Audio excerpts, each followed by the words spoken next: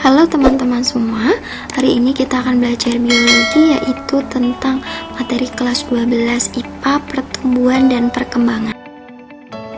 Setelah mengetahui pengertian pertumbuhan dan perkembangan, selanjutnya kita membahas tentang proses-proses pertumbuhan tanaman.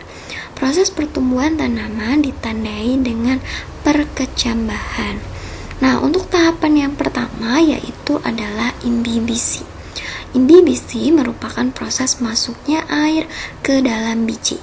Imbibisi ini menandakan bahwa masa dormansi atau masa istirahat dari biji telah berakhir.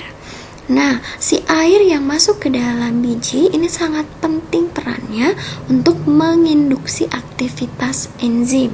Aktivitas enzim berperan pada biokatalisator yang mengambil alih atau berperan sangat penting bagi proses metabolisme tanaman. Kemudian setelah proses imbibisi ada proses perbanyakan sel. Proses perbanyakan sel ini ditandai dengan pembelahan sel secara aktif, tetapi sel-selnya belum mengalami diferensiasi. Pembelahan sel secara aktif ini dilakukan oleh sel-sel meristem tanaman. Kemudian tahapan yang terakhir adalah organogenesis. Organogenesis merupakan proses pembentukan organ yang dilengkapi dengan fungsi dan struktur dari organ-organ makhluk hidup. Berarti pada tahapan organogenesis, organ-organ pada tanaman sudah mulai terbentuk. Sebagai contoh sudah terbentuk daun, akar, dan batang. Selanjutnya kita akan mempelajari tentang struktur biji. Kalian bisa lihat di layar. Di sini ada gambar struktur biji dari dikotil dan monokotil. Kita bahas satu-satu. Yang pertama yaitu tentang struktur dari biji dikotil. Tumbuhan dikotil memiliki dua kotiledon. Pada perkembangan embrio tumbuhan dikotil akan terbentuk epikotil dan hipokotil. Epikotil terletak di atas kotiledon. Di ujung epikotil terdapat plumula, yaitu berupa ujung batang dan sepasang calon daun. Hipokotil terletak di bagian bawah kotiledon. Hipokotil berujung di calon akar atau yang disebut dengan radikula.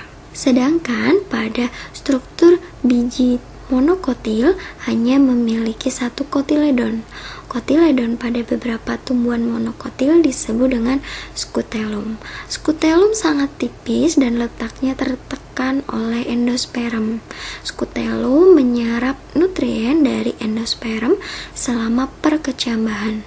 Embrio pada rumput-rumputan dikelilingi oleh koleoriza dan koleoptil. Koleoriza merupakan struktur yang melindungi calon akar, sedangkan koleoptil merupakan struktur yang melindungi calon batang. Tipe perkecambahan tanaman ada dua jenis, yaitu perkecambahan epigel dan perkecambahan hipogel. Untuk perkecambahan epigel merupakan perkecambahan yang ditandai dengan bagian hipokotil dan kotiledonnya terangkat ke atas permukaan tanah.